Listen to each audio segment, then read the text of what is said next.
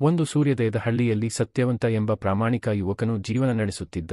ಅವನು ದೈನಂದಿನ ಕೆಲಸದಿಂದ ಉಳಿತಾಯ ಮಾಡುತ್ತಿದ್ದ ಮತ್ತು ಯಾರಿಗೂ ಮೋಸ ಮಾಡುತ್ತಿದ್ದವನು ಅಲ್ಲ. ಅವನಿಗೆ ಸತ್ಯವಂತ ಎಂಬ ಹೆಸರು ಕೂಡ ಅವನು ಹೇಳಿದ ಸತ್ಯಕ್ಕಾಗಿ ಜನರು ಕೊಟ್ಟದು.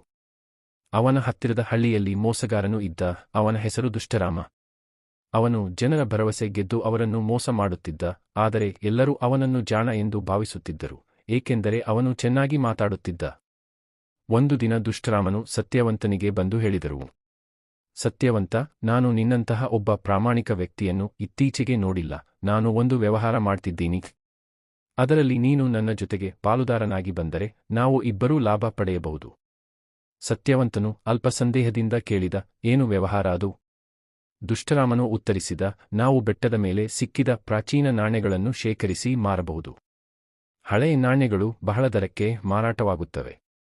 ಸತ್ಯವಂತನು ಪ್ರಾರಂಭದಲ್ಲಿ ನಿರಾಕರಿಸಿದರೂ ದುಷ್ಟರಾಮನು ಭರವಸೆ ಕೊಟ್ಟು ಅವನನ್ನು ಒಪ್ಪಿಸಿಕೊಳ್ಳಿಸಿದ. ಅವರು ಇಬ್ಬರೂ ಬೆಟ್ಟದ ಮೇಲಕ್ಕೆ ಹೋದರು. ಅಲ್ಲಿ ನಿಜವಾಗಿಯೂ ನಾಣ್ಯಗಳು ದೊರಕಿದವು. ಆದರೆ ದುಷ್ಟರಾಮನು ಸತ್ಯವಂತನು ನೀರಿಗೆ ಹೋಗಿರುವಾಗ ಎಲ್ಲ ನಾಣ್ಯಗಳನ್ನು ತೆಗೆದುಕೊಂಡು ಓಡಿದ. ಸತ್ಯವಂತನು ಬೇಸರದಿಂದ ಹಳ್ಳಿಗೆ ವಾಪಸ್ಸು ಬಂದು ತನ್ನ ಕೆಲಸ ಪುನಃ ಆರಂಭಿಸಿದ. ಅವನು ಯಾರ ಮೇಲೂ ಕ್ರೋಧ ಹೊಂದಲಿಲ್ಲ. ಆದರೆ ದುಷ್ಟರಾಮನ ನಕಲಿ ಮೋಸ ಜನರಿಗೆ ತಿಳಿಯಿತು. ಅವರು ಒಂದು ದಿನ ದುಷ್ಟರಾಮನಿಂದ ಮೋಸ ಹೋಗಿ ನ್ಯಾಯದಲ್ಲಿ ಕೇಳಿದರು. ಸತ್ಯವಂತನು ಸಾಕ್ಷಿಯಾಗಿ ಹಾಜರಾದ. ಕೊನೆಗೆ ನ್ಯಾಯಾಧೀಶನು ದುಷ್ಟರಾಮನನ್ನು ಶಿಕ್ಷೆ ನೀಡಿದರು ಮತ್ತು ಸತ್ಯವಂತನಿಗೆ ನ್ಯಾಯ ದೊರೆಯಿತು. ಮೌಲ್ಯ ಪಾಠ: ನೈತಿಕತೆ. ಸತ್ಯದ ಮಾರ್ಗದಲ್ಲಿ ನಡೆಯುವವನು ಕಷ್ಟ ಅನುಭವಿಸಿದರೂ ಕೊನೆಗೆ ಜಯ ಹೊಂದುತ್ತಾನೆ.